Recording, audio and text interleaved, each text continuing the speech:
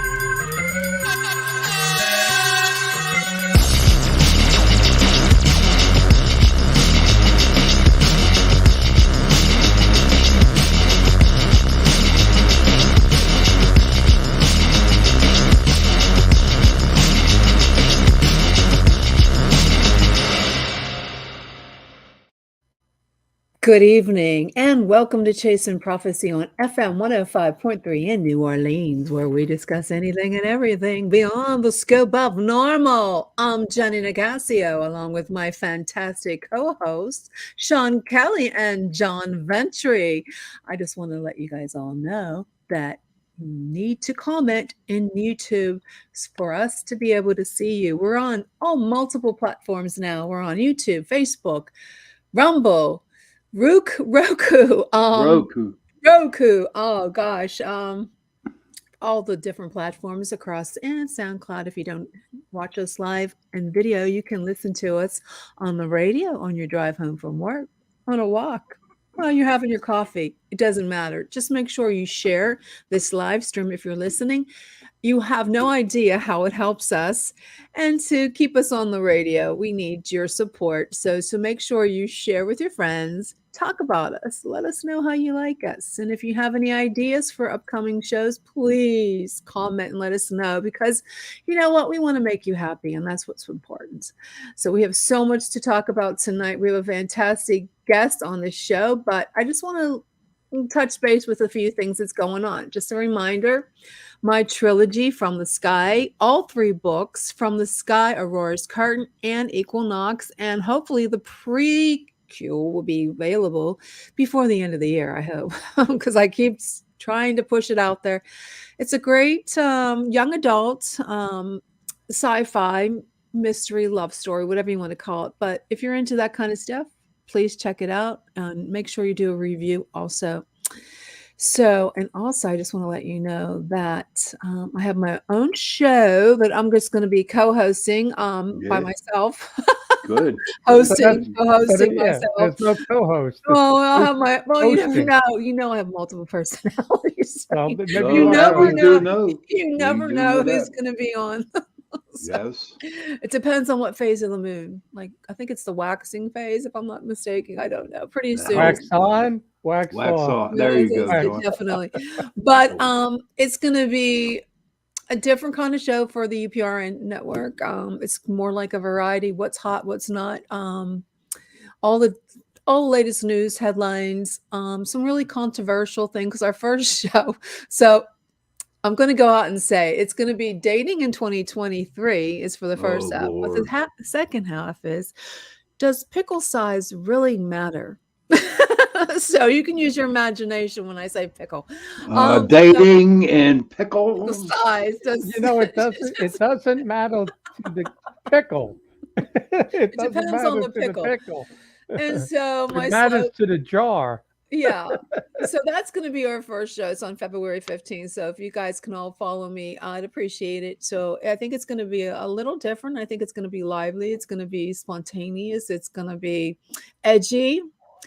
It's going to be me, because it's going to be it is in the know with Jenny. So, and my motto every show, like Sean always has his little motto, but mine is life is art. So live yours in color. So that's what my motto is going to be for every ending of the show. But I'm excited about it because it's what I wanted to do in the beginning. Before the paranormal, it was my son. He's the one that convinced me to do paranormal. I love paranormal, but I want to do more things. And I thought we'll just keep this show paranormal. And, with everything we know beyond the scope of normals on this show. And so the other show is going to be what's on the news, a little controversy stuff. I want At to talk. least you get the vent. You can vent. Yeah, I'm going to be like, it's sort of like Wendy Bell without all the, I told you one day politics. you were going to get there. No, it's not. Did I not? Well, no, it's Did not I going to be. not tell you you It's were not going to be going to be. the No, you're going to it's be not. the next Wendy Bell? Well, no, it's not going to be that kind of. It's not going to be the like bells. without the bells. Yeah, it's going to be. I'm not going to go. You know how I am. Like, I would like to talk about how women are so lately are so. I don't know what's wrong with them. I wanted to talk about before we bring our guest in, Christina George. I just want to talk about like what's in the headlines, and I just want to show you that real quick because I know I have it up here for us. I hope I can. That's another thing. I would like to hire if somebody is in school and wants a little gig, make a couple extra bucks, and you want to help me be my co-pilot over here for my show or this show, they can help, run everything. Like I would like to have 2 cameras. I would like to have video. I would like to have more whistles and bells and musical sound bites, but I can't do it all myself. So it's kind of hard because, even with my multiple personalities, it's just too hard to do. So, but I would like to talk about this. And can you see that, guys? Tell me if I got it on the screen. That looks like Madonna. I am offended. I am offended as a woman, as a Christian, as a Catholic. I'm offended by this. I don't like it. I don't like it. And I don't know what's wrong with society that we think this is okay. It's not okay. It's offending me. And it probably offends the man on the cross too. And I don't care what religion you are. If this was somebody else's religion, you'd be offended too. If this was somebody else. If you remember the Super Bowl from, I think it was 2012. She was in that. Yes, she was did in an that. act that was on the cross, and she's done this before. This is her thing. I'm to sorry. Make money.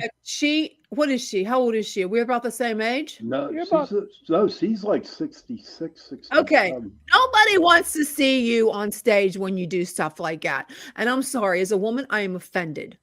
No, if there's anybody else out there who's offended, I might get some hate mail.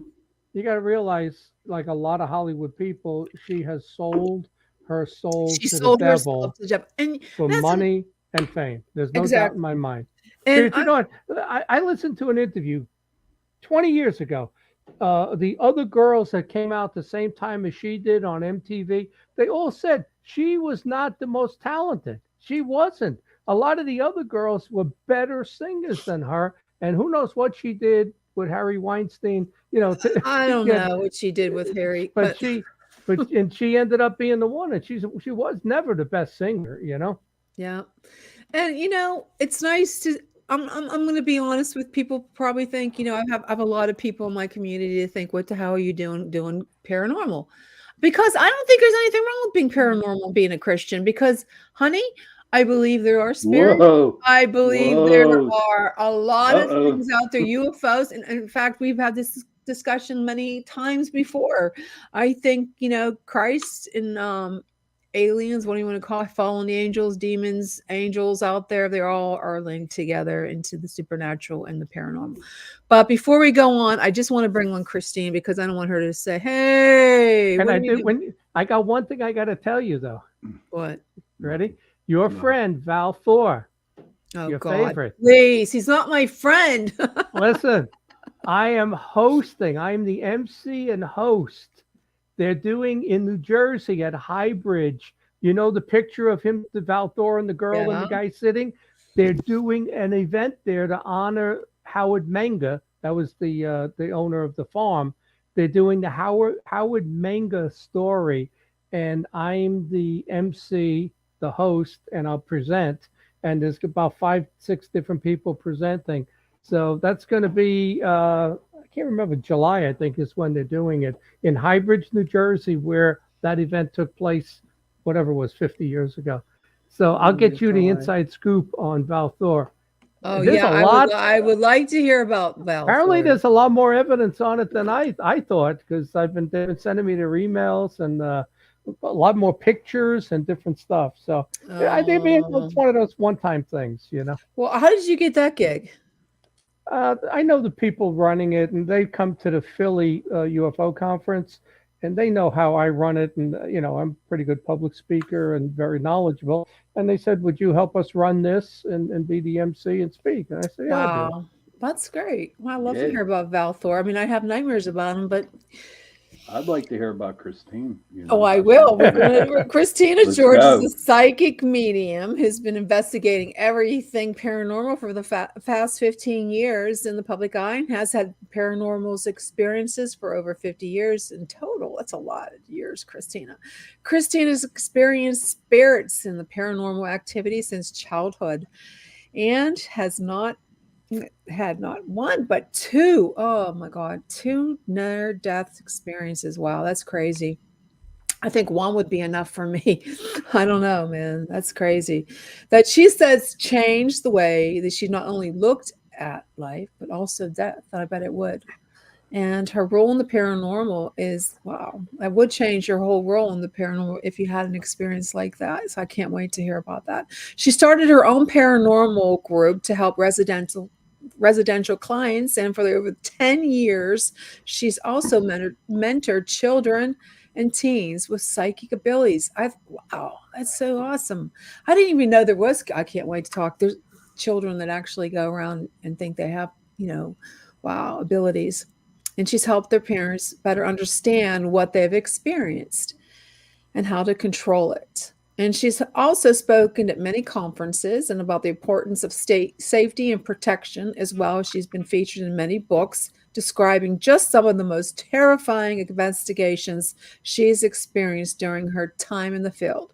Over 10 years ago, she also started a radio show called Paranormal Connections that she still hosts today. Well, I want to bring her on without further ado. So let me go ahead and bring Christina into the live stream. Good evening, and thank you so much for joining us tonight. Hey, thank you guys for having me. I appreciate this. Thank you for being on. This is an honor. Yes, it is. I've been waiting so long to get a chance to just to listen to you and get to talking to different things with you. And she's going to be on video as soon as she's in a different location, but that's good. Look, Christina, I mean, it's weird that I actually found you. I searched. So strange. Yeah. Yeah. That we were discussing that last night. I was weird. I was looking for someone. I wanted to have someone good on the show, and we've been having a lot of difficulty. And I don't know if it's because my website hasn't been up, but thankfully I found you. And it turns out that you have a connection with UPRN 2 on FM 105.3 and 107.5, I believe it is. So absolutely. Tell me, let's start from the beginning. How did you, get into this field, and what led you to where you are today? Well, I will tell you, I did not choose this path. It was something I was born with. I could see spirits as young as about 4 years old that I can remember. Started there. I will tell you, I never had any fear as a child of anything, any of the spirits, but I also didn't encounter anything other than just human spirits that were in a few of the houses that we lived in that, they would come to me, talk to me, tell me things, but it was I knew that nobody else was seeing them. But as a child, you try to explain. Adults don't, especially back then. I'm 55, so back then, parents didn't really understand. This wasn't something that was discussed.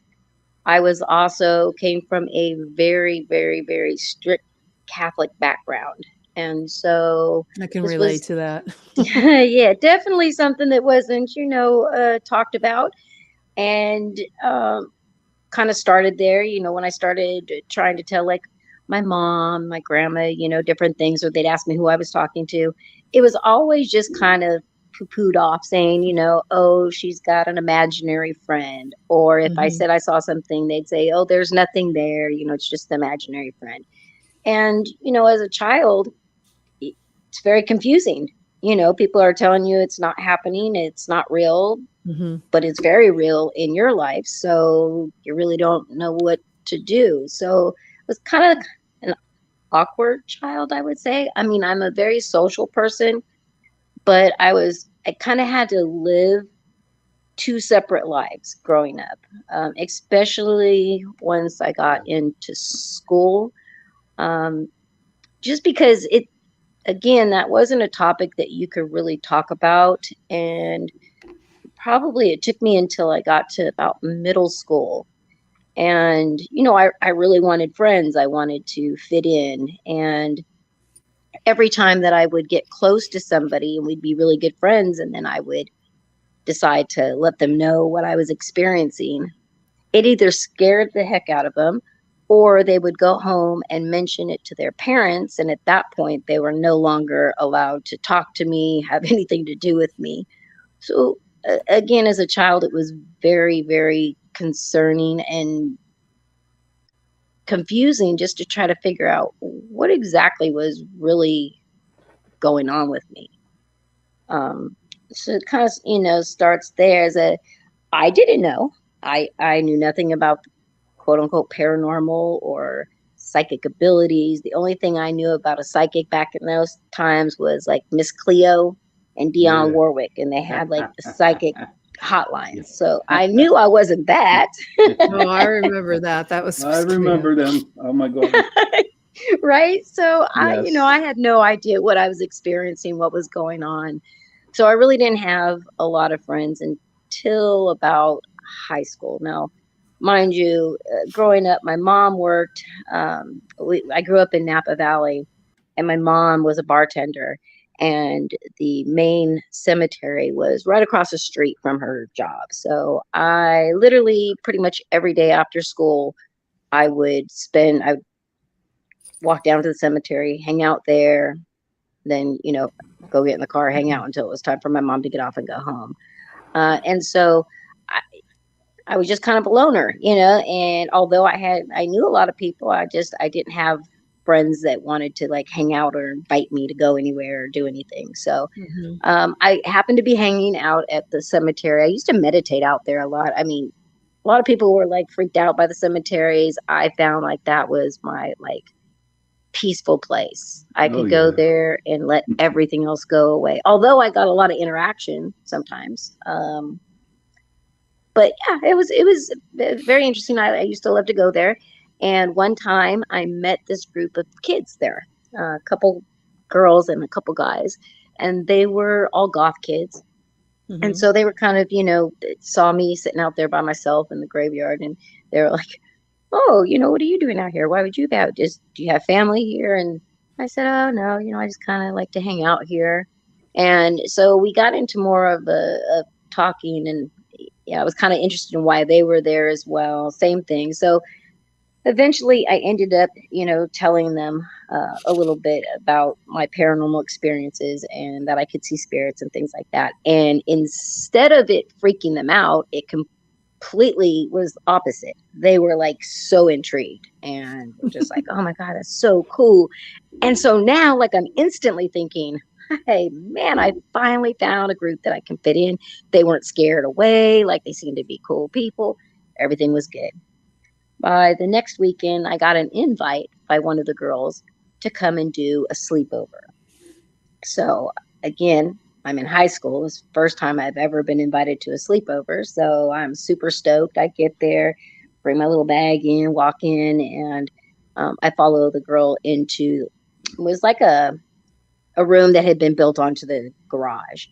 And I walk in there, and the first thing I see is a table, just like a little square table, and they had candles, and they had a Ouija board. Oh, geez. Ouija board. Now, yeah, but mind you, I'm young, and during those times, like pretty much every one of my friends' parents had a Ouija board in their board game closet. So it was nothing. Right. So it was like nothing that scared me. I mean, I never used one only because I could interact with spirits without needing one. So it was like, why? And I just never was interested. But again, I had no fear because I'd been around plenty of them and people used them all the time. So they're like, okay, well, we're going to do the Ouija board. And this is how we're going to see if you really, really can see and interact with spirits. So I'm a little confused because I don't know what a Ouija board has to do with finding out if I'm telling the truth or not about if I can see Yeah. spirits. But I'm like, okay, I'm down. So they're like, all right, we're going to ask questions and then we want you to answer what the board is going to answer.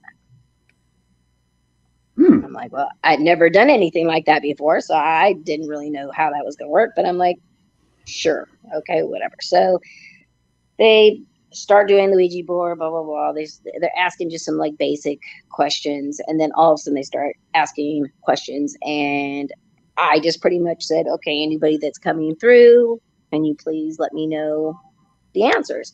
And so they were asking the questions, I would give an answer, and before you know, the planchette would be moving around, and it would spell out exactly what I had said. So the first time they all kind of looked at each other, and they're like, all right, whoever's guiding this, knock it off. And everybody's like, no, it's not me, it's not me. So we do a little bit more. The questions got a little bit different, and the answers were a little darker. And at one point, there was one of the kids asked like a very personal question about them and their family. And I answered, and obviously the answer was correct. And the girl like completely freaked out. Like she was like, tell me that you're moving this, tell me that you're moving this. And everybody's like, we're not moving it. And literally, she's like, I don't want to do this anymore. She grabbed the board. She's like, this is too much. And before I knew it, she's going to the backyard and in a big metal trash can, she threw it in there and burnt it. That's not good. Well, we know that being in the field now, but at 16, I had no idea of how to open one, close one, use one, or any of the above. So I'm just thinking, oh, okay. And But you could still answer her questions without the Ouija board. So 100%. yeah. So did you do that and continue, or did they? No, No. They asked me to leave. They did Oh, not They want me. asked you to Oh, man. leave. Oh, well, wow. Yes. that's probably good because they would That's have thrown you mean. in the bin and burnt you like a witch, just like the Yeah, board. Just like the board. yeah, it was definitely an interesting experience for sure. And so, yeah, I was literally probably only there maybe an hour and a half altogether. So I'm calling my mom. I need a ride back home, not spending the night after all, and went home. But I will Yes. tell you from that point forward, um, I started going through a very, very, I want to say, deep depression out of nowhere. Oh, wow. I That's a spirit. also, yeah, definitely I got an attachment from being there and with this Ouija board. It was something very dark for sure, and it was definitely affecting me. And eventually, it started showing itself to me, and it was just this person in a big black robe with the hood, so you couldn't see a face. Uh, and I started over time, like, again, not only am I a psychic, but I'm also a very strong empath. And so, and a sensitive. So, being around a lot of people, like, especially if it was negative, like, I would just suck that energy up and it would become mine. So, again, now knowing this all in hindsight, I had no idea at the time what was going on. All I knew is that I was very depressed. I eventually started cutting, and Oh, it was the one thing that gave me some relief because once I would cut it, I would be able to release all that energy. Cutting yourself. And go ahead. What'd you say? I said cutting yourself. Is that what you're saying? Yes, Okay. yes. I would cut in my inner thighs, on my wrists and arms. And whenever I would be doing that, this hooded guy, this robed guy would show up. And eventually I started having like very suicidal thoughts, and to the point that I would be cutting myself, and this figure would show up, and he would say, just push a little bit harder, and it can Oh, all be over. You can come be with us. We'll take care of you. We'll those protect evil you. demonic creatures. Yeah.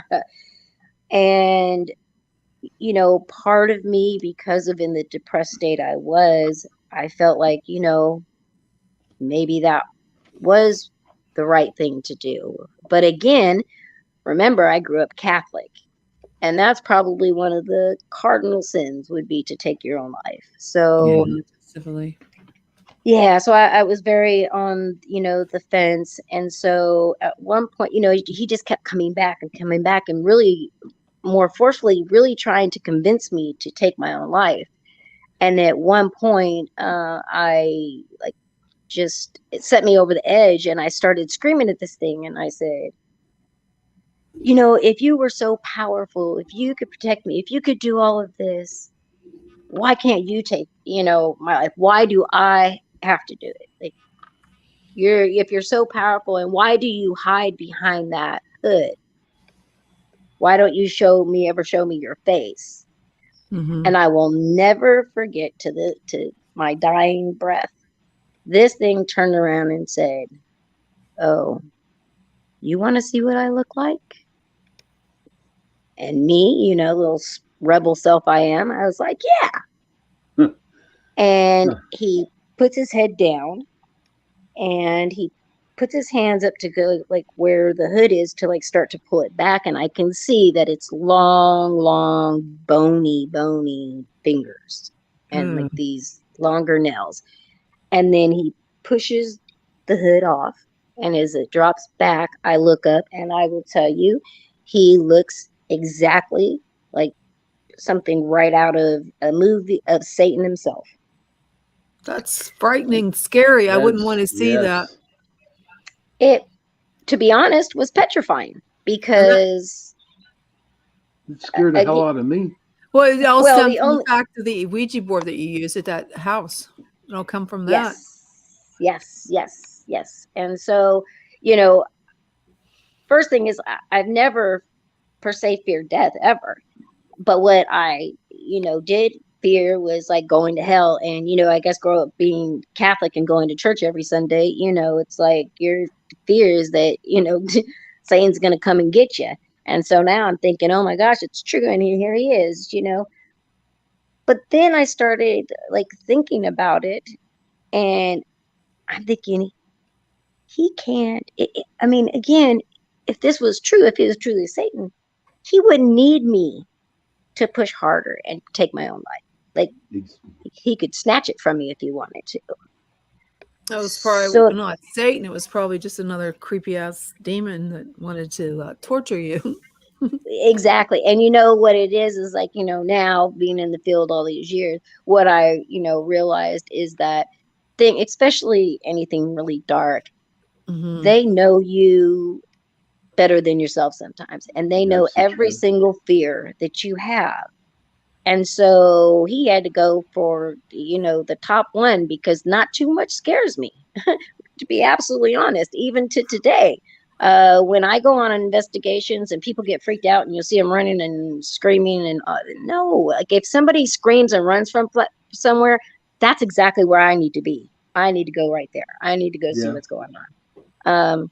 So it, although it tried to take me out, I realized, okay, you can try to manipulate the situation and manipulate me to do things, but I really think you're full of it. You can't hurt me, because if you could, you would have already hurt me. So it kind of lost some power, but it still like, had a lot to do like with emotionally how I felt. And I have literally had that thing. Oh, I was 16 years old. I have seen so many people in the field. I have had healers work on me. I've had demonologists try to remove this attachment from me. I've had all kinds of people work, and it is still with me to this day. It usually only shows up when I am at my lowest, if like something just very traumatic happens. But it seems like that's the only power or kind of strength that it has, is that my weakest times. Otherwise, I guess it just can't really affect me like it normally would. So, yeah, that was my first real experience with, a Ouija board. To this day, I speak a Um, lot on Ouija boards, and not wanting to use them. I will 100% agree. They are a tool. They're a tool just like anything else that you could use, and you could have the same thing happen with any tool that you use. But it's also very important to understand the tools that you're using, how to use them properly, how to yep. protect yourself, so I have a question for you, Christine, real quick. sure. So you say that this the guy still hangs around you. Um, don't you have like good spirit guides, good angels that can just easily boot him away, or are you trying, or not trying? I'm sorry. Let me rephrase that. Are you just keeping him there just because you want him there? Do you know where I'm coming with this question? Yeah, Um, I definitely don't want it here. Obviously have went to great lengths over the years and tried all kinds of different things to get rid of it. My angels and my spirit guides that protect me, um, it just doesn't seem like anything can get rid of this. So I'm not really sure if it truly stemmed from the Ouija board, or if it was something that has always been with me. Because again, normally these kinds of things, especially attachments, are, although they're hard, I know so many people in the field that are very, very successful in dealing with things like this, and so far nobody's been able to help. But my story again is very, very deep and very complex, and um I believe that it's all kind of tied in, and it's more of, you know just part of my journey, and it's going to be there. And as long as it's not affecting me and it's not hurting me, I am completely okay. And it just seems like over the years, I've got much stronger than it has, as far as allowing anything to affect me. Plus, I learned, how to meditate, how to ground, how to protect myself, which is all helped over the years for sure. Which again is why I literally got into mentoring children and teens with psychic abilities, because I was there. I know how scary it can be. I know how confusing it can be, so, and I know how dangerous it also can be. Especially, I see a lot of teams now that are taking their kids, or, allowing children to be parts of investigations and different things. So, it's like, if this is where the field's going, then, people need to be yeah. more With with knowledgeable. with my group, I mean, if some, I only allowed 16 years old and above, but if they were 16 up to 18, I'd have their parents with them. You know what I Right. mean? Because it's not cool, because you don't know. But I do have to come back and ask this, because, and I'm not being rude, and I'm sure a big follower of yours, but I had a problem with Chip Coffey one time when he had Hmm. that one show Hmm. where he put these kids on television, Right. teaching them how. And what really got me mad, and I have calmed down a little bit. I just ignore it. But what bothered me the most was putting the kids on TV and showing them how to be a psychic and all this stuff. And what bothered me the most was that, what are they going to do when their friends see them on TV? You know what I mean? To me, I think they would be ridiculed or made fun of. I would think that it would make life a little bit harder for them growing up. I just One wanted to say that.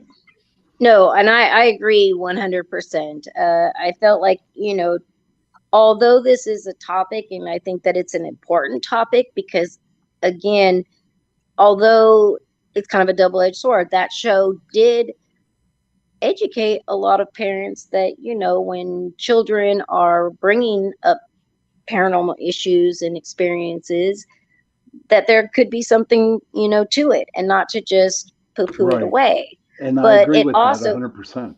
I do. right. But then on the other side, you're right. Now there are faces out there. People, might recognize them from TV, see them, whatever. And then now they're ridiculed because I know, again, just through the few times, that I would share with somebody I got close to, like what I experienced. And again, it was either the kid was freaked out or the parents completely, said, do not Mhm. go around her ever again.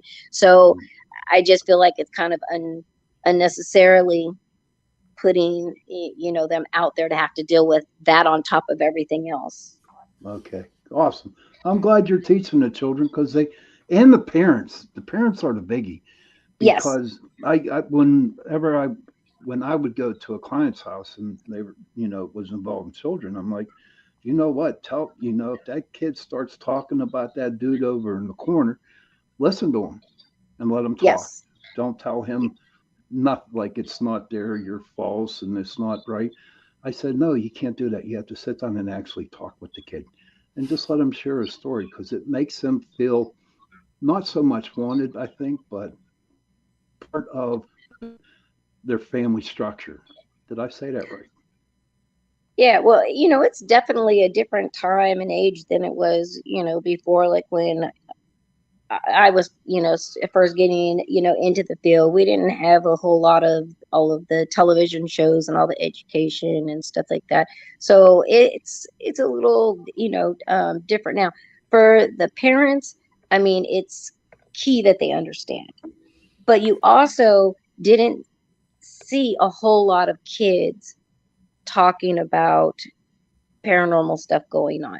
Now, you would get a lot of kids that would say there was a monster in the closet or under the bed, or they could see red eyes or things like that. And again, for many children, if you just tell them enough times that it's imagine it's not real, you're all right, eventually you're going to block those abilities out. But Right. there are other kids that, like myself, that there is no blocking it out. So you just kind of have to try to navigate it. And how do you navigate it if you don't know what's going on? So, and then the parents, I can help the kids. It's great. But if the parents don't understand and they're not on board and, there to support, it's kind of all for nothing. But I am seeing that parents are much more interested, much more involved in getting their, kids and their teens and stuff, help with this kind of stuff. So it's been, a very long journey, but I have helped a lot of kids. And to be absolutely honest, what I do is I will mentor them one on one, and then usually once a month we would have a group setting, like a video call, and I would introduce these children that are in around the same ages and stuff like that from all over the country, and they were able then to not only know me, who had a similar experience to them and understood them, but now they had a group of their own peers that were just like them. So that although they can't, be open and have friends to be on board and talk about this stuff at school, there was now a place that they could, and they could share experiences, and they could, you know, support each other. And, so it turned out to be something much bigger than I thought it was. And, I'm really happy about that, to be absolutely honest. That's my biggest accomplishment, I think, in the field. How many Spirit children bless do you. you have?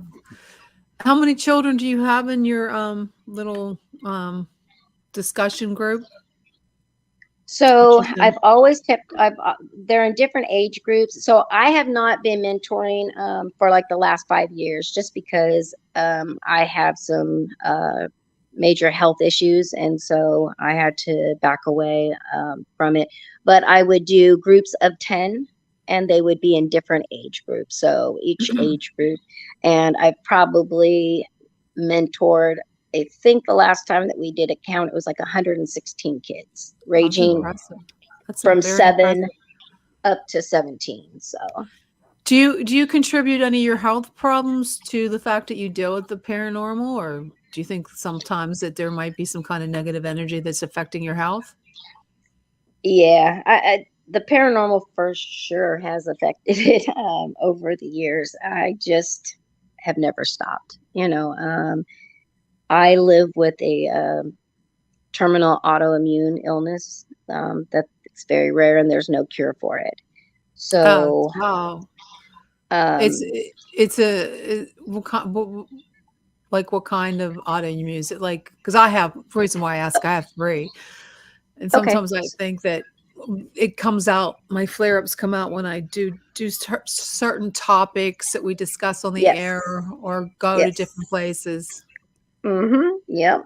Absolutely. So the illness that I have is called systemic scleroderma, seen sclerosis, and I have it with GI involvement. So it's a connective tissue disorder. With the most common type, you have it externally. So it basically your skin thickens and it disfigures you over time. In your I fingers. have Correct, yeah. I have a rare version, and so it affects me internally. So this Mhm, connective tissue grows like ivy, let's say. mm. And so it grows, and when it attaches to any organ internally, it sections onto it, wraps around it until it no longer functions. God Yeah. So bless. yeah, so Wow. I've had probably 30 surgeries over the years, like for Wow. everything. You would go in and try to remove all of this connective tissue and scar tissue, and it would grow back, 100 times faster. So it Yeah, would, what you have is very like I have a connective tissue disease plus rheumatoid arthritis, Sjogren's, mm, Hashimoto's. I got them all. Plus, gotcha. thankfully, yeah, you know how it is. But yours is mine isn't like terminal. It'll Yeah. Well, just you you just know have what? to. I don't put, the doctors. So I've been diagnosed now for about 15 years, and the doctors told me, well, originally told me that I had less than 5 years to live. Oh And wow. then, so like, I freaked out, like, my kids were still young, like, I was making a will and trying to make sure I had all my ducks in order and who was going to like help with my children, like, just everything. And then 5 years came and left. And I'm like, oh, Yeah. Is it okay. this? Did you get a positive ANA? Like they thought I had lupus. They still don't know. It's Yeah, your. I've had positive, and I also this mimics lupus as well, so it's in the very similar class. So yeah, Yeah. I've had all the testing, but my thing is I have always believed I live every day as if it is going to be my last, because there is no guarantee that what will take me is my illness. It could be I could walk out, I could get electrocuted, who knows. Yeah. I Everything. believe, Yeah. yeah, I believe Everybody everybody should has a live birth like date that. and Mhm. you have a death date. Yep. Yeah. And nothing changes that. If it is your time to go, It's you your are time to going to go. go. That's right.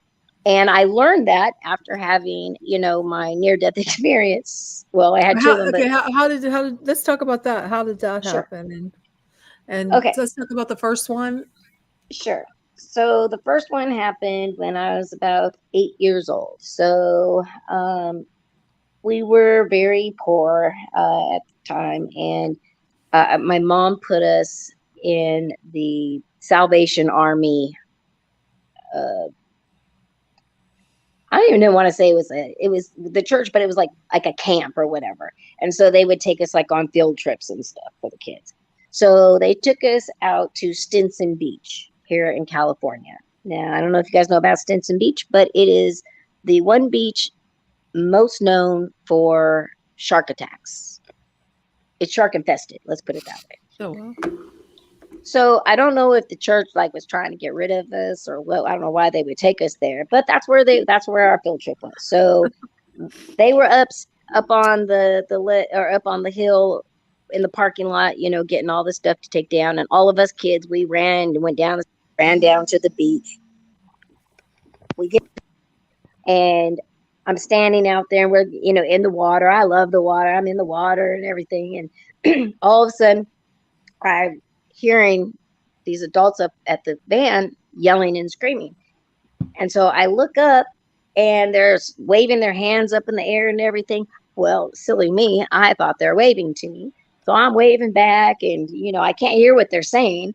And before you know it, this big, gigantic wave came right over the top of me. The Oh, undertow sucked me in I hate that when that and happens. pulled me under, and literally I was in a dryer. Like I was Oh just God. flipping and round and round, and I could not get up no matter how much I was fighting. The more I was fighting, the more scared I was. So it was all bad. And then next thing I know, I just went limp, and all of a sudden I saw this gigantic, like, bright light in the water, underneath the Oh water. I could still wow, see all that's the scary. bubbles and everything, and this bright light like just comes and was completely around me, like I was in the middle of this light, and whatever it was told me to relax, everything was going to be okay. And at that point, I just relaxed. And the next thing I know, adults were pulling me out of the water, I guess, doing, chest compressions and everything on me to try to bring me back, which I came back. Now, again, that I didn't tell anybody at the time about that, because churches and my experiences were not a good, you know, collaboration at any point in my life. So I just kind of was quiet about that, never said anything.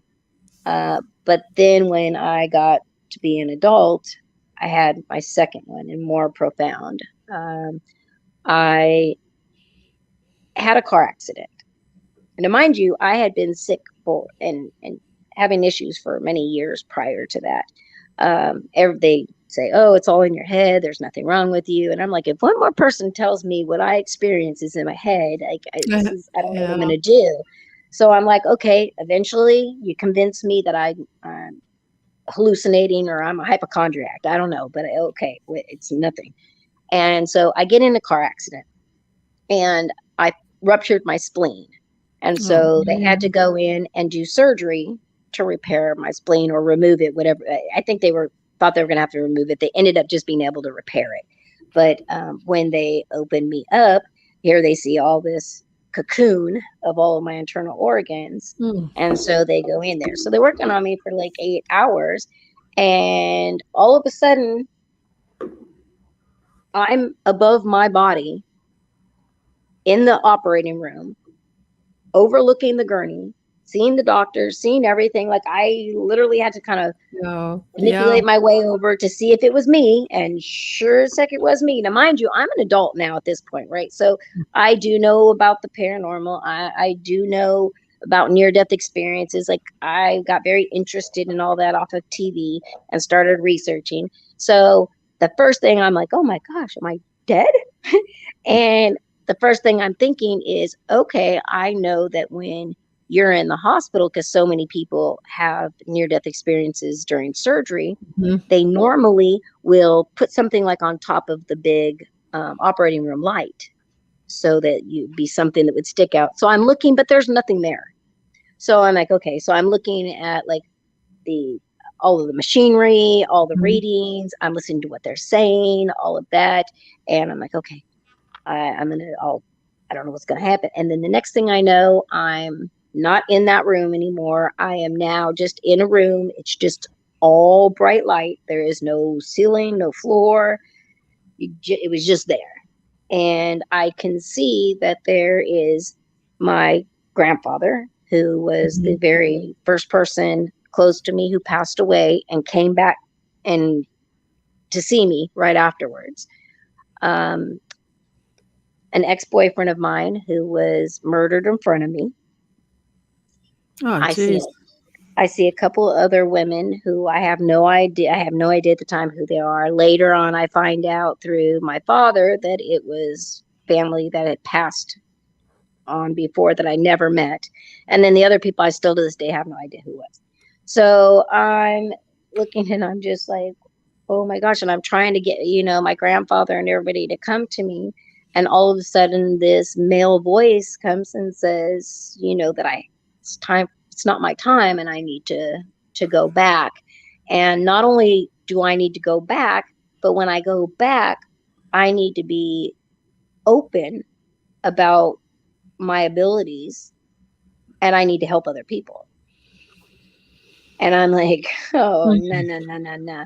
First of all, if you got me here, I ain't going nowhere. Now, and that's very crazy for me to even say, because mind you, at the time, like I have 4 children. And so my children were young, and, I provided everything for them. So I wanted, the last thing I would ever do is want to leave my children behind without a mother. But where I was at, and in the headspace that I was at in this place, I was at complete peace. And it was okay. Like whatever was going to happen was going to happen, but I did not want to go back. I wanted to stay there. And this voice keeps saying, no, you got to go back. And I'm like, I'm not going back, and you can't make me. How about that? And at that point, I was literally yanked backwards with such force that it literally like pulled me back. And I can still see everybody, but they're further. And I'm literally yelling to my grandfather and my ex-boyfriend, like, help me. Like, I don't want to go back. Like, help me. And next thing I know, I'm yanked back a second time. And I'm still, 2 times. And then the third time, I'm yanked backwards. And now I'm back above my body in the operating room. And I can see that I have flatlined, and they are shocking me. So at that point, they still don't have a pulse. And I see the doctor tell them to turn it up, and that they were going to try one more time. If I didn't come back at that point, they would call it. So I'm literally just kind of watching this all in disbelief. And they take it, and when they put paddles down on my chest that last time, next thing I know, I was back in my body, and I'm waking up from anesthesia. And I'm literally so panicked of what I just experienced that I'm literally telling everybody that will listen, the nurses, the anesthesiologist, everybody. And I remember this one nurse, she just came over to me, and she just started rubbing my forehead and my hair, and she just kept saying, honey, calm down. It's okay. Nothing's wrong. Nothing happened. You're fine. It's all a dream. It was a dream. You're fine. And I'm like, no, it's not. So I didn't say anything. So I'm like, okay, you know what? I don't even know what to do. Now I still have to figure out how I'm going to process all of this. So I'm in the ICU. Well, she's kind of blowing it off, saying it's a dream. I would have been really, But again, a repeat of my, the story of my life. Anytime that I've tried to say something about something that's going on in the experience in my life, I've been told it's not true. It's not real. They kept trying to tell me it was just the anesthesia. It's just the anesthesia making you think that it's okay. You're all right. I'm like, no, I'm not. So the next day, a doctor, because I was at a university hospital, and this doctor came in, and he was like, oh, hey, I heard that like you had a really interesting experience, when you woke up from your surgery. Now I'm thinking right away, like, he's probably a psychiatrist or something. Like they sent them to, commit me. And so I'm just like, oh no. I just had a lot of anesthesia, I guess. And he was like, well, no, I heard a little bit of a different story. So then he explains to me that he's actually some kind of a professor or something at the university, and they're actually doing research on near-death experiences. So that's why he's interested. So now I'm like, okay, I've never heard of him. Why would they, be doing that here? But okay, so I tell him, but I said, but you know what? It probably was the anesthesia, because I actually have seen lots of documentaries on near-death experiences of people when they're in the hospitals, and they say that they mark the lights up above, so that you'd be able to see a marker. And I said, and when I looked, there was nothing.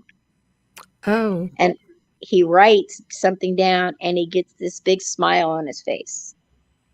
And he said, okay. And he said, well, your experience, I believe, was very real. And he said, and I said, well, then why wasn't there something up there? I said, do you guys put him here in your hospital? And he says, yeah, we do actually. And I said, well, then why?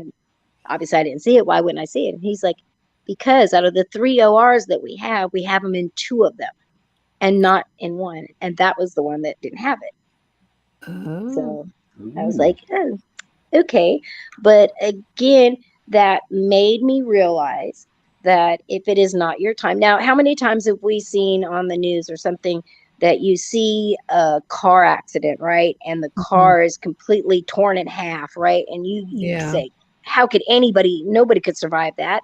And the person gets out of it with not a scratch, right? Somehow, or without bad injuries. It wasn't their time. Yeah. But when it's your time, it's your time. It's just, yeah, So it's true. Whenever it's your turn. yeah, so I don't focus on that. I live each day as it's my last.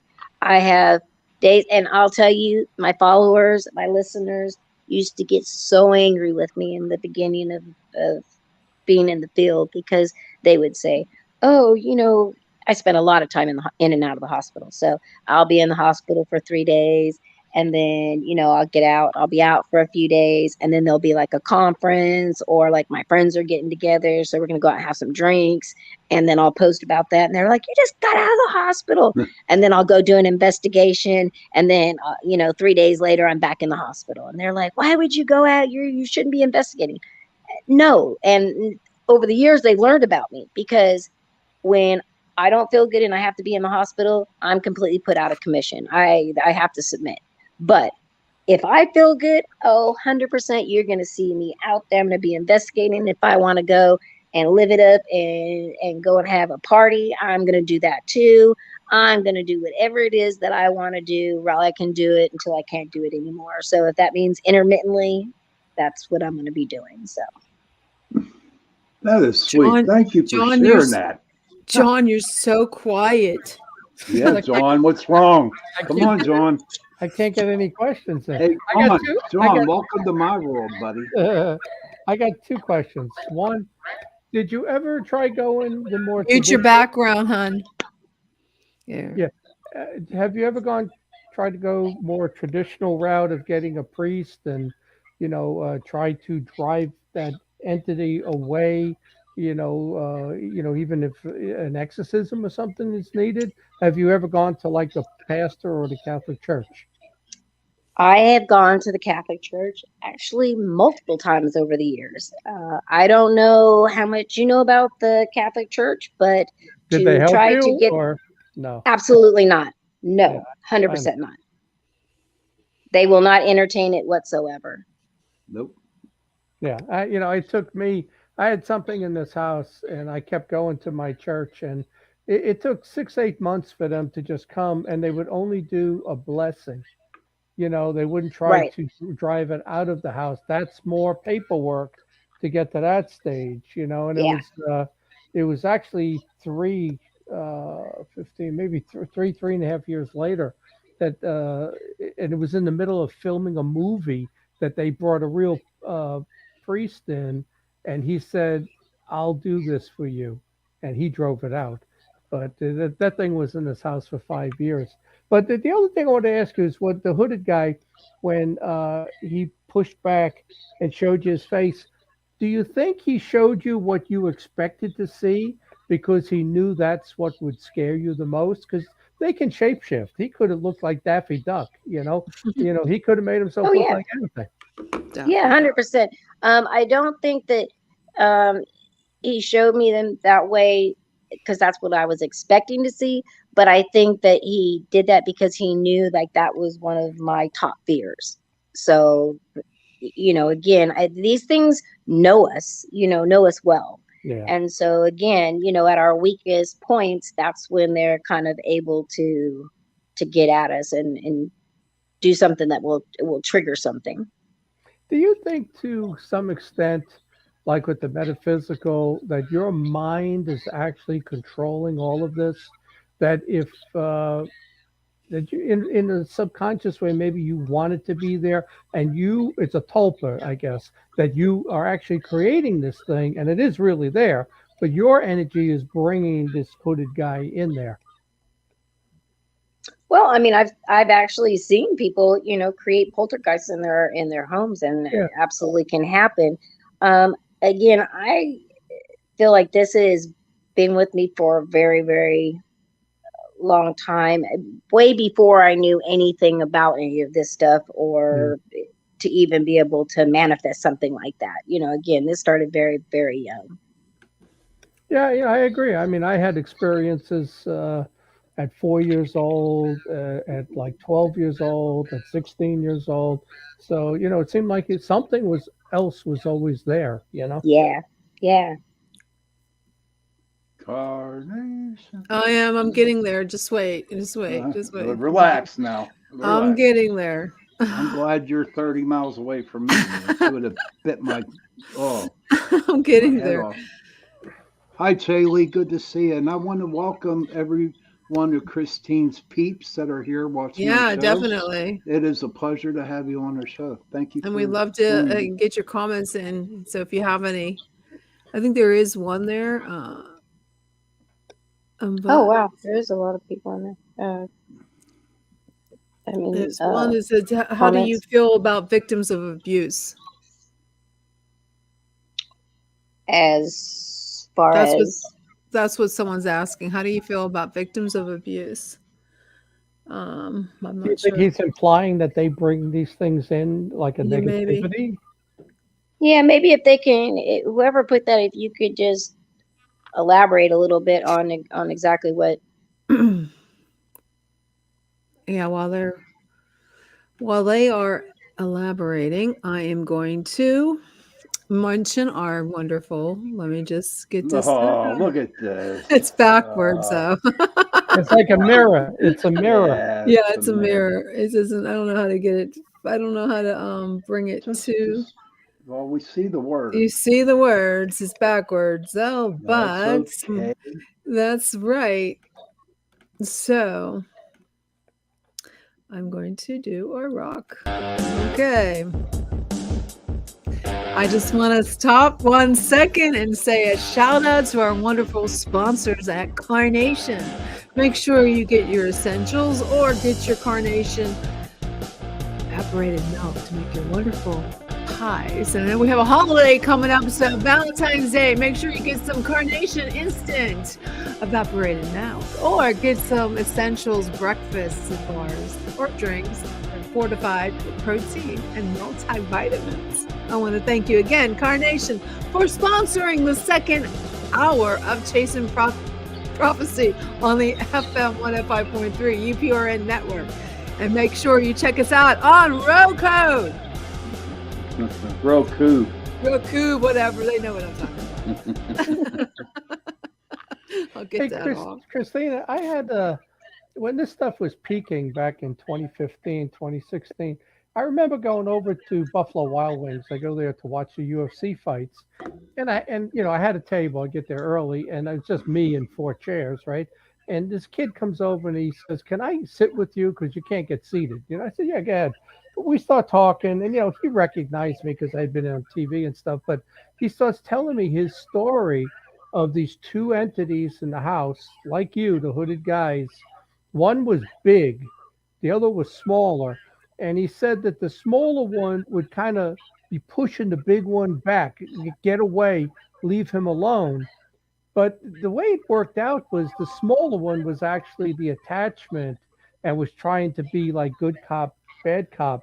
And, I started talking to him about, calling upon Jesus to drive it out, and there are things you can do. And I tell you what, the kid, he said, "But he's my friend and he's there." And I talked to him. It was as though he wanted the attention.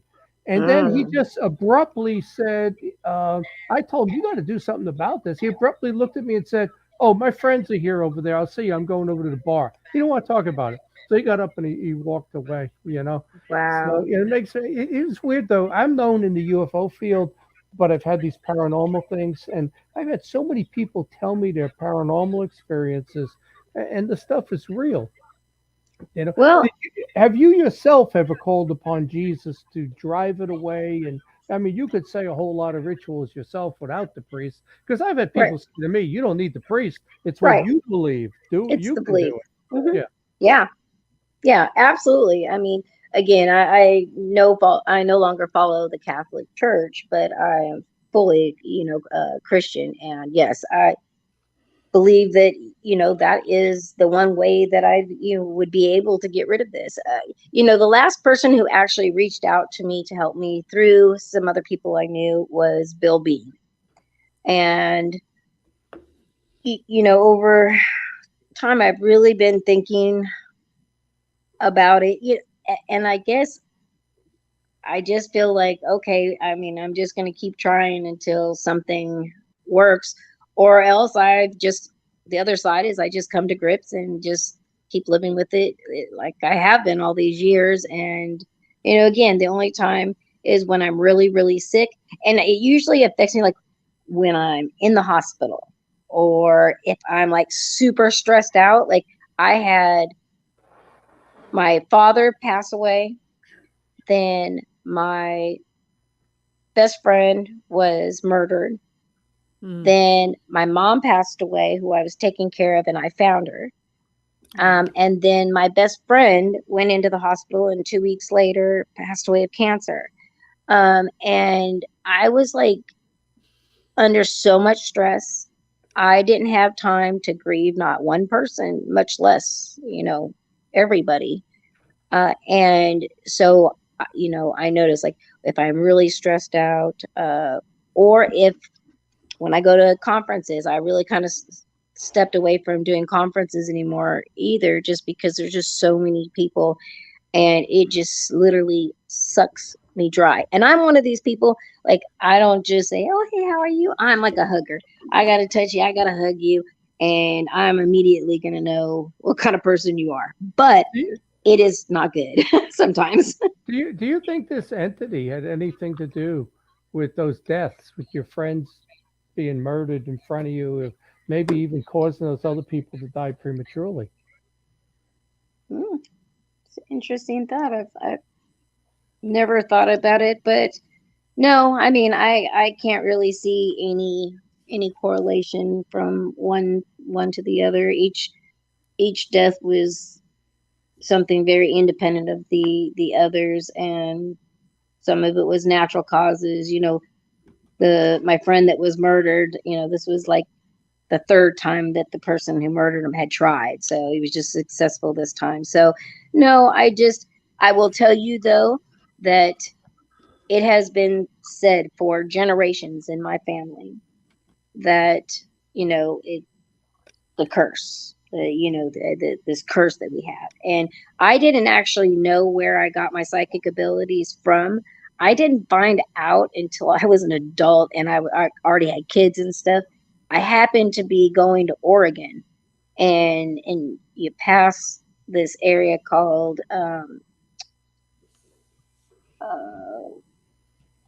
I can't even think of it. Well, there's this Trail. Yeah, there's this little small town in there, right? And we were driving. I'm like, oh, I'd love to stop there so that I could take a look and see a cemetery, because it was like an old town. So we went there and we drove up there, and my dad, they had always said, that our family was from up there, and I didn't grow up with my father, so I didn't meet up with him until I was already 18. So we never really had any discussions about my abilities or my experiences, anything like that. We just, daughter, father, time and talking. And so I go to this cemetery, and it was like I had been there before. And so I had someone with me, and we started walking around, and literally as I start getting to this one area, I start seeing all of our family, headstones. But I'm seeing that all of them are the women they all have the Freemason insignias on there. And then when I get to back into the older part of the cemetery, and yeah, it's just filled with our family. So I called my dad up, and I was like, hey, Dad, I'm here, I'm at the cemetery. He's like, why are you there? And I'm like, oh, I was on my way to Oregon, and I thought I would stop by and see what was up. And he was like, oh, guess it's time for us to have this talk. And I'm thinking, what talk? Like, I'm grown now. Like the birds and the bees time is way past, right? Yeah. And yeah, and he said, well, these abilities you have, they come from my side. And so then Oh.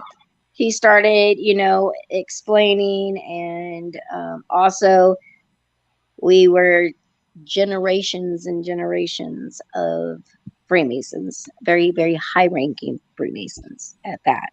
Oh, hi. And so it stopped with my dad, and then my uncle right um, below him didn't sign up. They would not be part of it. But they said that the stories over time was that, in order, the rituals that they would do in order to be able to have, the money and the power and the prestige, would be to like sell the souls of the grandchildren, or to Oh my curse goodness. the other, people. So again, yeah, do I believe in a lot of that? I mean, when they've always said in my family that, we've got this curse. And I will tell you that if there was no such thing as bad luck, I would have no luck at all. Anybody who knows me, they say that I have final destination luck. Hmm. And anybody who's seen that movie, Final Yeah. Destination, Yeah. the craziest things, those are the kinds of things that happen to me. Not just regular bad luck. It's like something right out of a movie. And the crazy part is that when I tell people stories like this, like you especially when they're with me, I can see for a while they're like really intrigued, and then all of a sudden they're like, kind of like, starting to lose it, like maybe she's adding a little extra, that couldn't be happen, until they start hanging around me, and then Yep. they see the craziness that goes on in my life, and they're like, wow, you really are serious about this. I'm like, yeah. So who knows? I mean, again, it could be something that's passed down, generational. I don't know. I you Don't you know I think really don't you think you can make your own luck too? I Yeah, mean, yeah, 100%. That's you what I'm saying. think a little positive, like this vibes are going away. But Yeah. here's something that I look at life, and why do bad things happen to good people? And you can't really explain that. Really good people, bad things happen, right? I've always believed that it's the sins of the parents are passed down to the third and fourth generation. That Yeah. what happens to you is not a lot of times not what you're doing. I mean, to me, I believe that the bloodline, the DNA is very powerful. And if your grandfather, your father did something and got away with it, you don't get away with it. It's passed on to the Oh, kids, the grandkids, and you get bad luck out of it. I do think that You we end up pay paying for for the it. sins of the father too. I Yeah. don't care. I mean, It's like it has to equal out, yin and yang. It has to equal out. I do, Christina, but I go ahead. I just had a question. I see you had a lot of death in your life and family. Have you had any experiences that you want to share? I know I had an experience with my mom on January 7th. Have you had any experiences?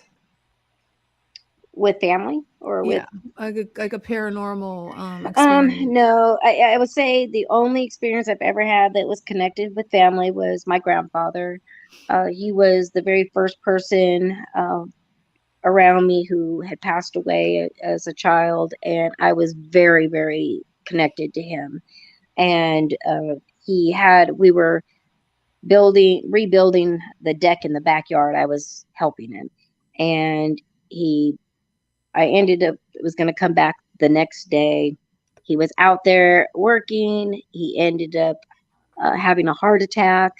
My grandma had to call the ambulance. They took him, and he died at the hospital before I could ever get there.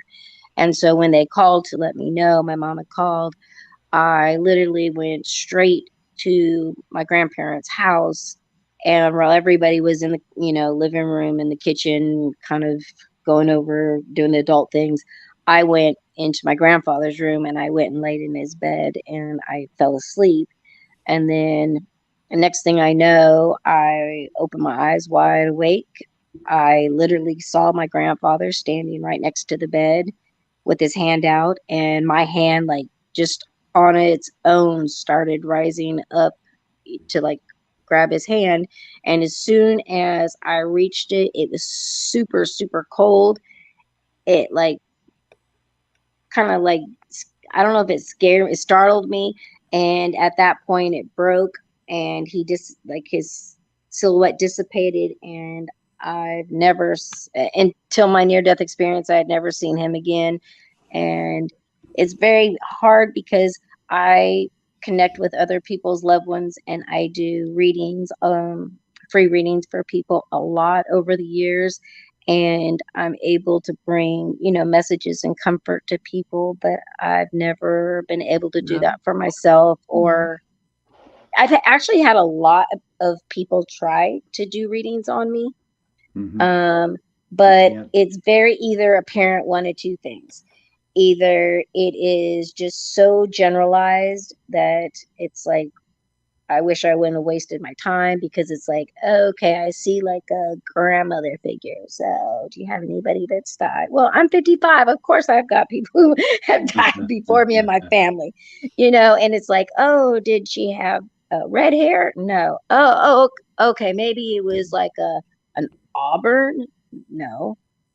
Uh, Was it maybe like a strawberry blonde? So Oh, that's here's what I say to psychic readers: if they come out and ask a question first, you know what I mean. If the reader right. comes out and says a question right away, I would just like donate my money to them, get up and leave, because you Yes. can really build on a question. Really, 100%. I And mean, then, I and then I'm somebody that I like to mess with them, because once I see that you're trying to mess with me and you're just fishing for information, yeah. now I'm just going to put some random information out there. Now you're going to tell me a whole story that we both know is BS. So, and I'm just one of those people that, I might call you out right there. You might be the next topic of my radio show the next week. So, Yeah. Oh, I Here's don't ever ask a question if you're going to, never. when you hear that reader go up and you sit down and she asks you a question, just donate your money and get yeah, out. I find those, like, especially the ones that are online. I mean, they Yeah. can go check out your profile and they can see your whole family history by looking at the pictures. So I'm a little leery about doing anything like that online. I don't know if I trust them. I mean, some of And them, now people can Google you. Like, I mean, yeah. it's not going to be, probably not everything is accurate, I know for a fact, but I mean, people, yeah, go to your Facebook page. Like, Yeah. there's things I Yeah. always, when I do a reading, whatever spirit I'm, interacting with, I always, ask them to please give me information that only the person I'm doing the reading for and that person would know, so again, there's no, I'm not going to ask you a bunch of questions. Like, I'm just the messenger. I'm just giving you the Right. information, and it's either going to make sense or it's not. And that's how it is. So, if you start, again, when people start asking all these, questions, and especially if they're asking the questions and they're not even close. Yeah, Yeah, it's like I Right. have, let's see, I have a M. There's an Yeah. right. M. I mean, But they could be can Mary, I share a Marie. story? I would like to share a story. I was doing readings with a group of 8 people, all up and down 79 in Pennsylvania. And this is the God's truth. We're down there in Washington, PA, and out of the corner of my eye, I saw this one lady just kept looking at me, right? And I'm thinking, something's fishy going on here. Long story short, she came to my table before she sat down. This is a true story, everybody. Before she sat down, I looked at her and I said, "You better take your ring out of your purse, put it on your finger, because you have a habit of losing things. And if you lose that wedding ring, which I think you're going to get, then your husband's going to be awful mad." She put her purse down, put her ring on. She was trying to trick me, and she put her ring back on her hand, and then she gave me the money and left. I was just like, it was funny. What may I ask? What deck you read from, or do you read from a deck? I do not. I You do I not. have Oh, awesome. no idea Cool. how to do tarot. Okay. No, no, No, no. that's why I said it's very raw. So it's whatever those messages are. And, again, I'm very respectful in my reading, very respectful of the spirit, to give me the information that, is going to help that loved one, through this reading. And so we get some amazing information. And I think that reading like that is even better. Again, there's so many different ways to do readings, but for me, that's the way. And I just don't like to ask a bunch of questions because, again, then I start to think about my experience. So Do you have any messages right now coming in, like you could share with anybody? I don't, and I will just tell you, I literally, uh, probably less than a week and a half ago had surgery and a blood transfusion, Oh and boy. so anytime I have that, I do not open myself to any type of communication, just for that. Because one thing that for me, and which is one of the reasons I used to do free readings, and so people used to, oh my god, sometimes I was doing 30 40 readings a day, Oh. and it just began to drain the heck out of me, How do you and people, keep like does things just pop in your head like you see on television, like medium or ghost whisper, or do you have to actually channel the stuff? no, I mean, I usually can, it depends. Usually I can visually see who I'm communicating with, and so I can describe somebody. I can, um certain clothing, like different things like that. But I can communicate one on one with them, so they'll give me I mean, if you're information. sitting at home watching television, you get a thought in your head like, I'm Oh, really all worried the time. about the president, or I have a feeling that something's going to happen, that kind of thing. Yeah, but you have no No, control it's, over that, Jenny. You yeah, don't. right, That's what I'm right. saying. Do you have these things happen? But you get those Or do feelings you have about to kids meditate too. on it? Because there's some that they have to go into a trance.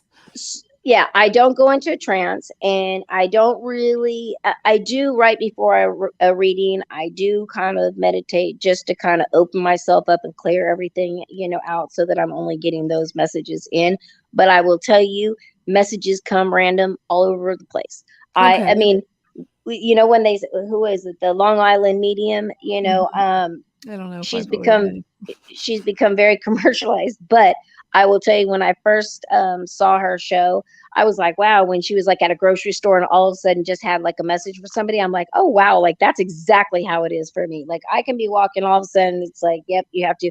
I've even been like threatened by a 5-year-old that if I did not give a message to the mother, who I knew did not believe in psychics whatsoever, that if I didn't, she was going to come home and she would stay with me until I gave her mother this message. So, yeah, it can happen anytime, Okay, I have a anywhere. question. So I don't want you to take this the wrong way or anything like that. I'm just asking because I heard Of it course. on Marshall Taylor. I don't know if anybody listens to him. He says when he interviewed an exorcist priest who performs exorcisms, and he said, "So how do you know that these thoughts that you're getting, these messages, are not coming from something other than spirit?" Like I think John touched Right. upon this earlier. How do you know it's not something that's not like, A trick, a deception. oh yeah, Right. deception or some kind of Good question. demonic entity that's saying, "Oh, why don't you tell that lady over there that she her mother has a message for her?" Oh Like yeah. how do you know it's coming from spirit and not a fallen angel? To be How out, do that's a you great question. But for me, I I don't know. Like you they don't know?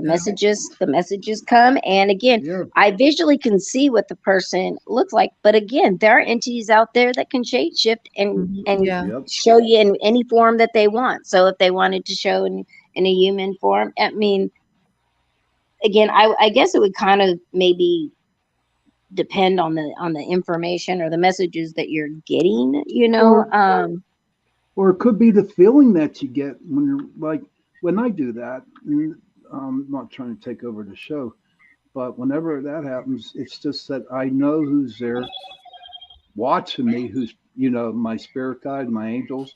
They're there. So whatever comes out, I just say, you know what I mean? Well, let's Yeah, getting back that's to you say, and like again, I'm not trying to be, negative or anything. I'm just, I'm saying no, things of that course. somebody else would want to, probably want to say too. Like even with Sean, like how do you know your angel is really your angel? How do you know it's not somebody else I've worked with that them for pretends over a to long time. deceive you? Because I know what you're saying, but I'm just saying, how do you know for sure? You don't know for sure. That's why I think it's a very fine line of where you need to be cautious. And like I said, I've never heard you do a reading. Maybe I should, Christina. Like I see the comments in here, everybody's, saying that, she's the real deal. But I'm not denying that. No, I'm no, just no, saying, absolutely. how do you know, like the, the, the feeling or the channeling or the entity is who they say they are? Is there something you can do or to know for sure that it's coming from spirit and not somebody else? Is there a way that you can, I don't know, maybe not. Yeah, I mean, I wish I could tell you. I mean, even all these years experiencing that, there I still have plenty of questions and I still learn all the time. But I know that like for my guides and things like that, they have a very specific like energy imprint. Mhm. So you recognize that energy, so you know that that's who you're dealing with. Now, as far as the spirits, like I mean, again, that could be very true. Like something could try to deceive you. The ones that I've connected with and I've given, messages when I'm doing readings, uh, everything seems to mesh for them, and make sense to them. So I would assume if somebody was trying to trick them or something like that, that maybe a lot of the information wouldn't make any sense. Um, But here's an observation I got is when we started, you were saying about the entity and you were cutting yourself, and he would say, cut cut a little deeper, come with us. Now, think about this. You're able to see him, right? Now, yes, that happens to everybody, in one way or another, but they can't see that thing. So right. that's those messages like, the little devil on your shoulder that's telling the person, yeah, inject that needle. You need that heroin. Place that last bet at the casino. Yeah. Double the amount of, I'm telling you, this stuff happens. And for the person who, isn't like you, it's happening to them all the time. That's the people, Yes. all of these vices and compulsions, that's where a lot of this comes from. But they don't realize that they don't have that awareness about them, and that's scary for the average person who's listening to this. It's telling you, Absolutely. listen to the show, listen to the show, listen to the show. Oh God. Oh But that's Lord what have Yeah. happens. mercy. That's what happens. Yeah. 100%. And I mean, again, that makes me think. I mean, I have seen things that are very dark or that are not a human spirit. So I mean, being able to visually see things the way they are. But again, I couldn't tell you if I've encountered or dealt with an entity that has shape shifted to take the appearance of something else. I usually just see whatever that true form is. So I'm Mhm. not sure.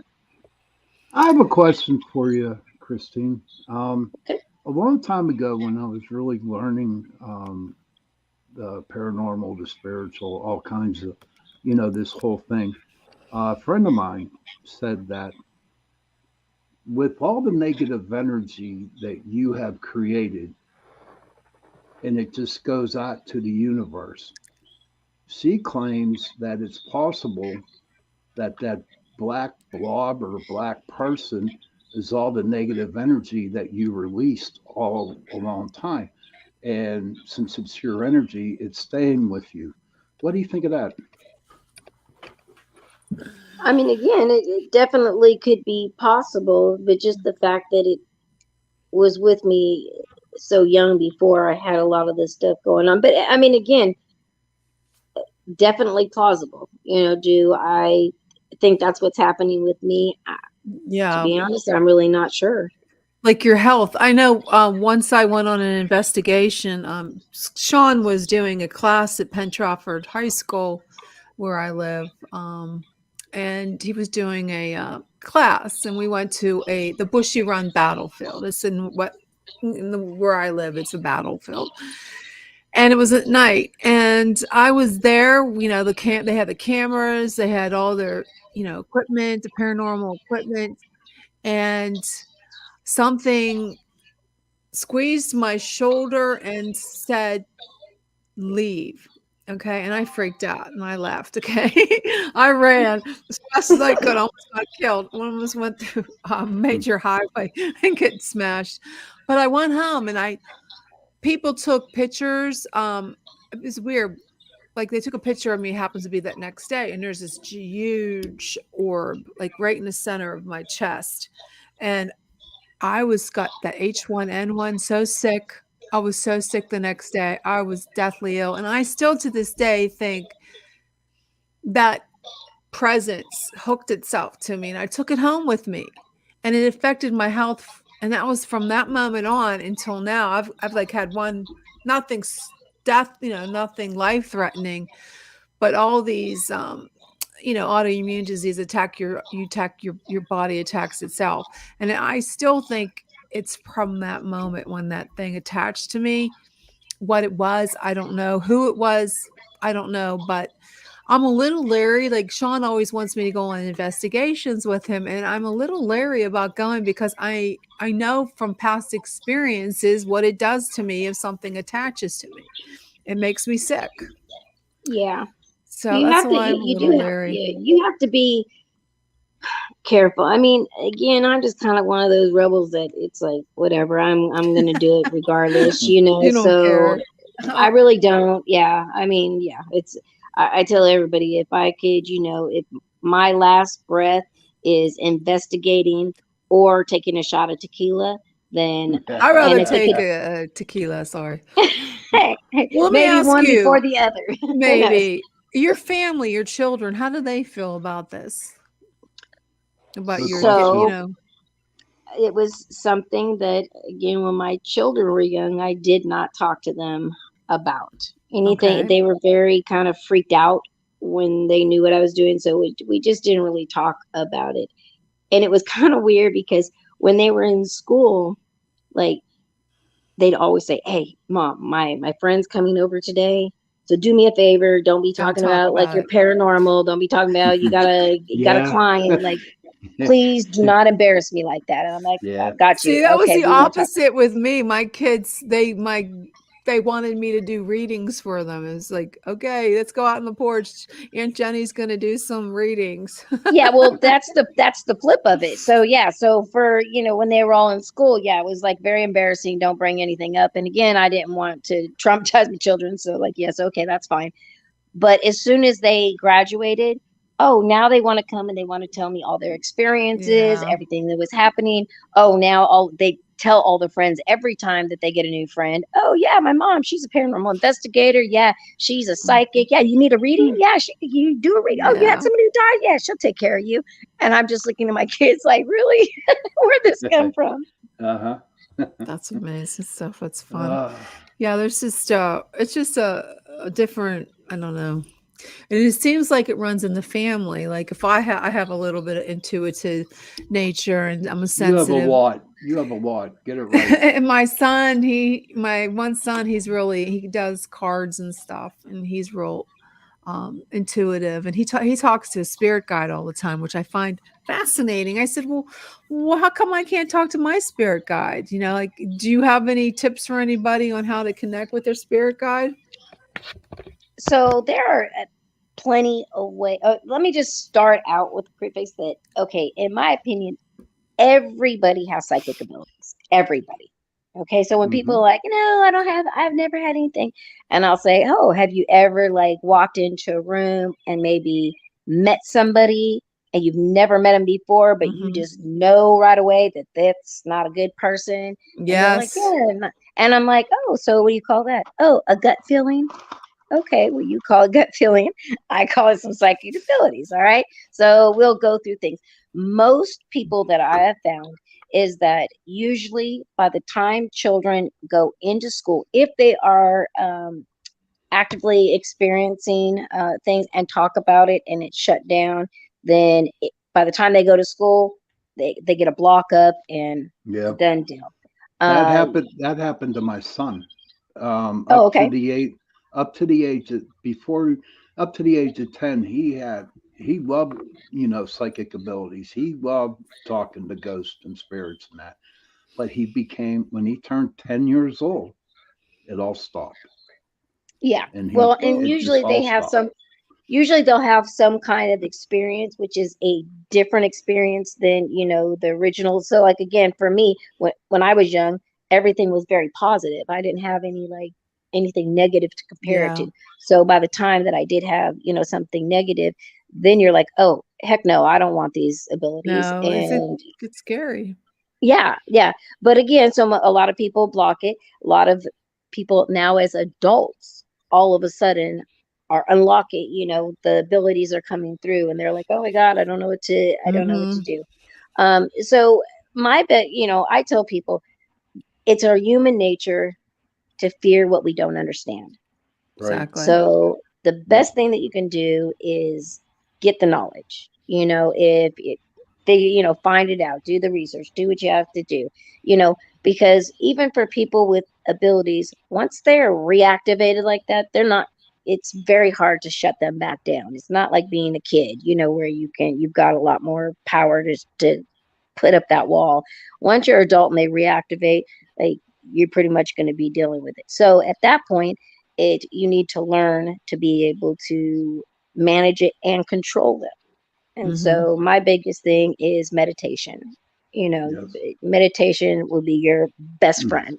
You know, and I get a lot of people too that are like, "Oh, I'm Christian or I'm Catholic, we don't meditate, and Oh, I That's thought the funny. Catholics meditated all the time, Oh but it's my not the same God. kind. yeah, right, exactly, right. And so I'm saying, well, the thing is like when you're saying your prayers, right? You're asking for things. Well, when you're meditating, you're just letting open and receiving, what comes through. And they're like, oh, well, that's much different. So, Mhm. and I'm like, and they're like, well, yeah, I can't sit cross-legged, for 2 hours, doing hymn chants and stuff. No, no, that's not what you have to do either. I'm like, I can send you No. an 8-minute meditation and do it, every day before you go to bed.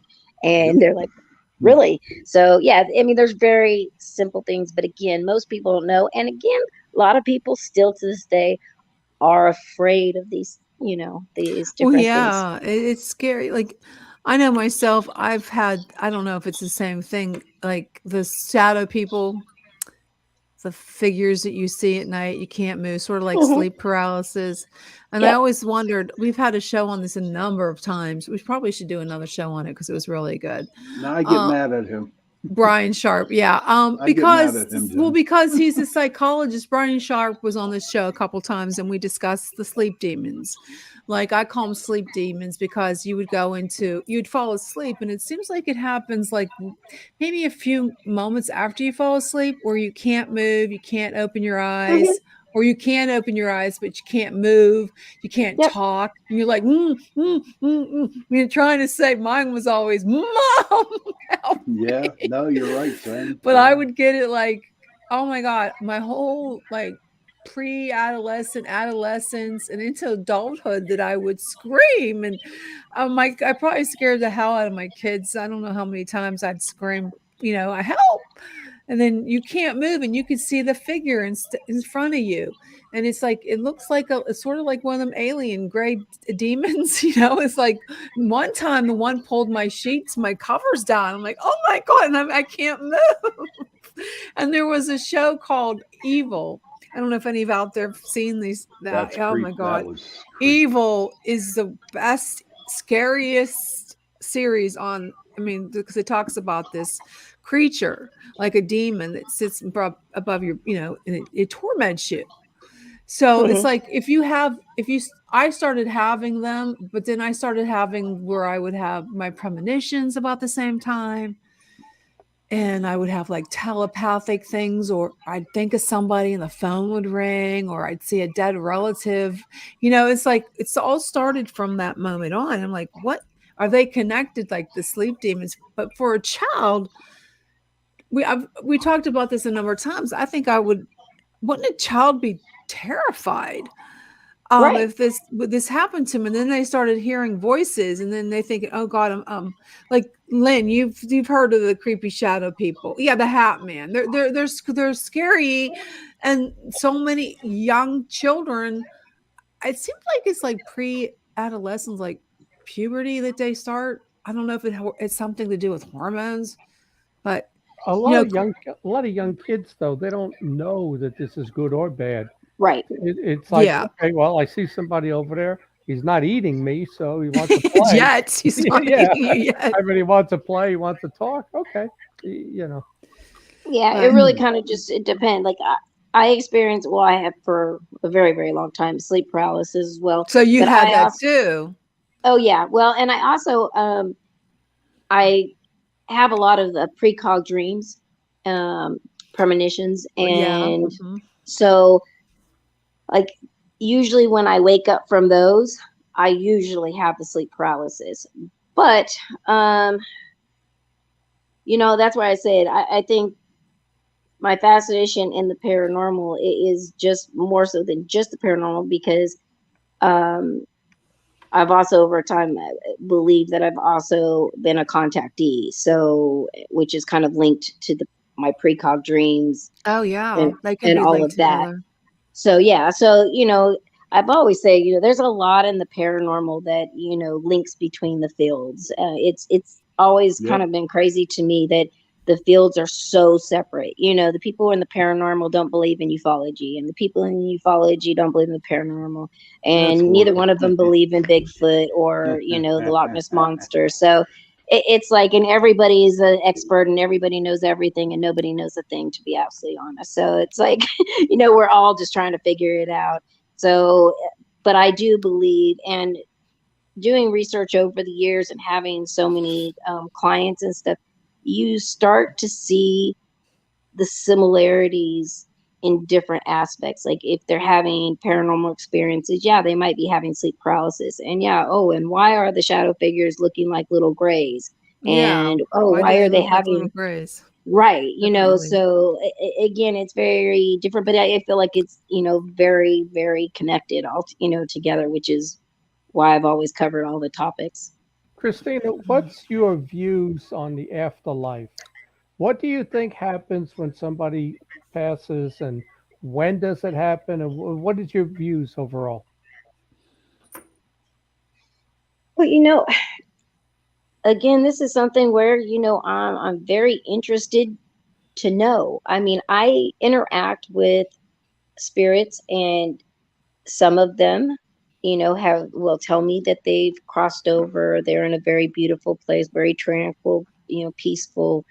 I have other people that have maybe died tragically or suddenly, or maybe even took their own life. And they're kind of, and I don't want to say even purgatory, but it's just in kind of a middle ground.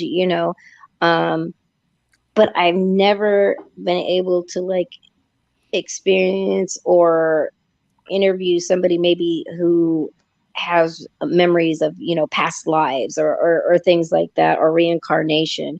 So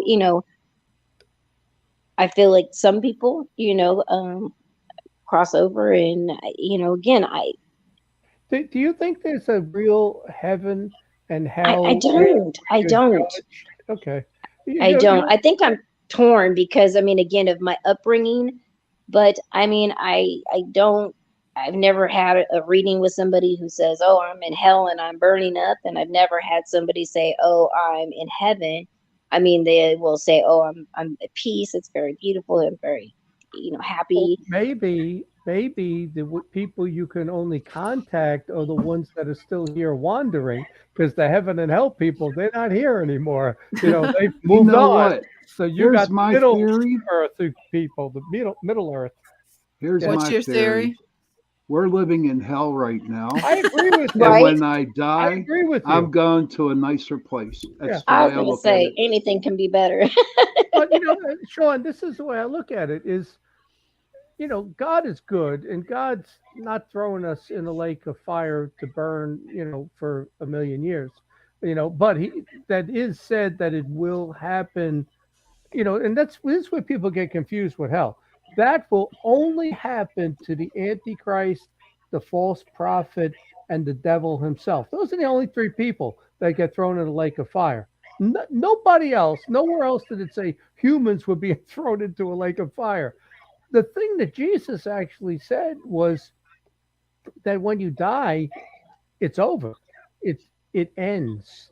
It ends until that final judgment. But Yeah, but then I can't reconcile that with what you're saying, Christina, because there are things still here. So maybe this is hell, and this is where people are until that final judgment. Because otherwise, who are we contacting? we Right. got we're contacting somebody, and the Yeah. old Catholic Hey, view. John, I want to see where it says that Jesus says this is it. This is the end. I We'll think you're talk speaking about of this the next Old week. Testament. Well, I'm reading the book right now, and I'm not done yet. I'll have it done by next week, and we'll talk about it. But it talks about that the whole punishment and reward thing came really from the Greeks and Homer. Jesus didn't say anything about that, not for humans, But and his view was Well, didn't he say, it "Whoever ended. believes in me shall have everlasting life"? okay, this is That for another show. that This is we'll for talk about another it show. next We week. got Christine here. That comes at the judgment I'm point. I'm more worried about Not at death. dying being eaten by a shark, to be honest. Yeah, I know. I know. Yeah, But I I'm wouldn't want curious to be what eaten by people a shark, though. That would. I'm curious what people who have this ability think happens at the moment of death. Do you go somewhere for 2 days, like Hades, Sheol, and you wait Well, for your watch Days of judgment? Our Life because Marlena, Kate, Days of our life. and Kayla are all going to hell. Oh my God. It's interesting. It Yeah. is I will interesting. say, in the paranormal, I mean, I've been in the field for a very long time and have experiences for a very long time. There has been, good and bad and everything. It's definitely been a learning experience. I got in, when it wasn't popular, when nobody knew anything about it, before really like probably right when the TV show started, coming out maybe. But, you know, every single thing that I've learned, my thing is I've turned to a positive. Anything bad, I've had a lot of really scary investigations. I'm not gonna lie. Um, Give but us one before you leave. And I got all another right, I question. Yeah. let's talk about the Union Brewery. That's the most recent one that I did. So there is a bar. It's called the Union Brewery, and it's in Virginia City, Nevada. For I was just anybody that there. I was just there a couple months ago. okay. So anybody who knows about Virginia City, the whole town is haunted. It's got the Washoe Club, That's where I the was. Yeah. mhm, the Mackey Seagrave. Mansion. Yeah, It, JP. it is the whole town. Like you can't go anywhere in that town. Well, it's literally one street, but anywhere you go in that town, any building, it's going to be haunted. So anyway, I was invited up there. Now, my grandfather was also a clamper, so I always knew about Virginia City. Always knew that it was like haunted, but I had never been up there. So one of my friends out here, she was like, "Hey, we're gonna go up and we're going to go investigate. Would you like to go to Virginia City?" And I'm like, "Hi, yes, let's go." So she's like, "Yeah, one of my friends, she's gonna be there. She owns a bar up there. It's her birth. It was my birthday that following week. She's like, it's her birthday too, so we're like going to go up celebrate St. Patrick's Day, your guys' birthdays, and would if you want, you can go the one of the days. We were like for 4 days. She was one of the days you can go and do a walkthrough of her bar and let her know if you pick up on anything. So I was like, sure, yeah, I can do that. Didn't ask anything else, just move forward. I mean, people ask me to do that stuff all the time. So her and her friend get to the house, and it's probably like 2 in the morning, and we were supposed to leave at 5. So they wanted to like get a couple hours sleep. So they fall asleep. We get up, we go up there. And mind you, as we going up there, this horrible storm hits. And so like I thought we were not going to make it. So we get up there, and by the time we get there, my nerves are frazzled. So first thing that we all decided to do is we're going to go have some drinks. So I start having tequila, shot. Then we go to the bar and we have a couple more shots. And then in the middle of the night, some other people from the town that are investigators that came by, and they were like, "Oh yeah, you're here. Do you think we could go over into the bar and go down into the basement?" And she was like, "Yeah, sure." And so she says, "Hey, Christina, do you want to go over and like go up to my apartment with me and see what see, now, first of all, sober Christina knows better than to go and try to do a reading or anything when under the influence of any kind of alcohol, right? But drunk Christina got asked. And drunk Christina said, oh, yes, that sounds like an amazing idea. Let's go. I don't need protection. I don't need nothing. I don't need to do anything. We're just going to absolutely, I'm on with you. So we go across the street. So we go through the building. Half of the people go down to the downstairs. We go upstairs.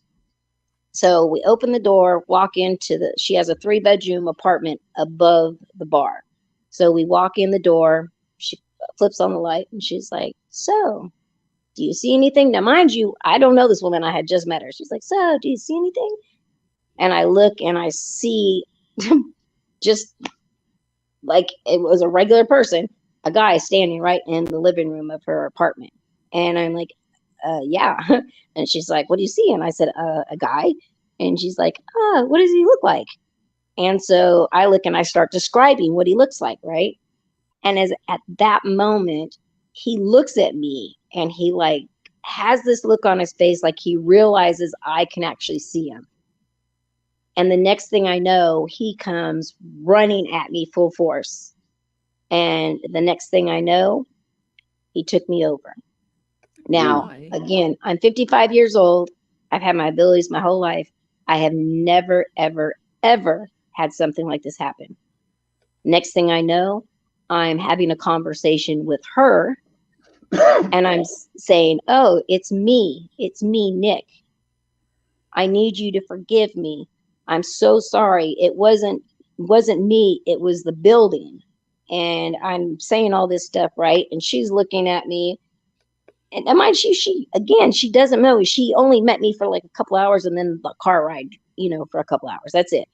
So she looks and all of a sudden, like her eyes well up and she looks away. And the next thing I know, I feel my hand like reach out and grab her by her face and twist her face to look at me. And I'm screaming at her, you need to listen to me. You need to forgive me. It's me, Nick. And she just is like, what? And I said, if you don't believe me, now mind you, I can hear what I'm saying, but it is not me saying none of this because I don't know who Nick is.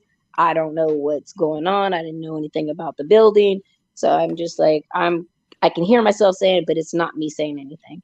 And I'm like, if you don't believe me, this will make you know that it's me. And I reached backwards and there was like a table behind us, like a wooden bench table.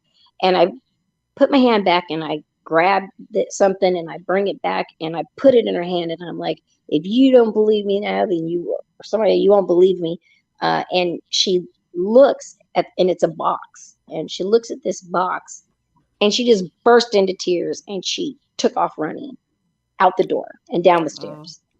So I'm like, oh my God, like what do I do? So I go running down behind her. Now, once I got out the doors of the building, the connection dropped. So I knew that he was basically contained inside. But now I get out there and I'm like, oh my goodness, like, what am I going to do? Because I'm not supposed to eat. You need a ride. And I'm staying with her. We're all staying together. So she went to one bar and I went to the other bar. And so we just ended up drinking the rest of the night. And then we went back and everybody went to sleep. And first thing in the morning, we wake up. Who wakes up first? But me and her. So I'm like, oh my gosh, how am I going to have this conversation? And I look and you could see on her face by her, down by her jawline, there was fingerprint marks where I bruised her because I grabbed her so tightly. Now I'm looking like, oh my God, like, is she going to want to fight me? Like, am I going to be stuck in Virginia City? And, she said, can we talk? And I'm like, yeah, I think we should. And I'm like, I really don't know what to say. And she's like, just tell me, did so-and-so tell you anything about my bar? And I'm like, no. And she's like, you're sure? And I'm like, I don't know any. And she's like, okay. And then she's like, well, I will tell you, I did not believe in psychics, not one bit. And she's like, till you've made me a believer. And I was like, why? And she's like, yeah, who you described the other day was my ex-husband who Oh, died wow. in my apartment. And on top of it, he had said, like, they bought the bar and he was doing renovations. And during the renovations, she said he started to change. And they started having all kinds of activity. They were bringing in all kinds of investigators to try to figure it out. And they were like, people were doing rituals in the basement and just all kinds of crazy stuff.